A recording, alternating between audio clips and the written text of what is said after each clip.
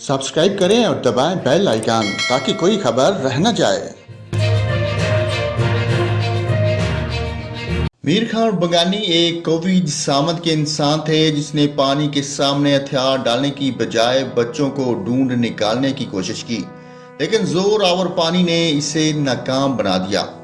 तस्वीर में ऐसे लग रहा है कि मीर खान पानी के साथ आखिरी सांस तक लड़ता रहा और लड़ते लड़ते तोंसा शरीफ के जनूब और दरिया सिंध के मगरबी किनारे देहरादून पनाह तक पहुंच गए। मीर खान ने 170 किलोमीटर तक पानी के साथ लड़ा। मीर खान न जाने कहां किस मकाम पर लहरों से हार मान गया। यकीनन वो मकाम यही देहरादून पनाह ही था जहां वो हारा, जहां वो अपनी जिंदगी ही नहीं बल्कि पूरा खिता पूरा को सुलेमान को सोगवार कर गया। 14 अगस्त 2022 को ये वाकया को सुलेमान के इलाका हंगून में पेश आया। बिल आखिर छठे रोज मीर खान बगानी की जस्दे खाकी मिल गई।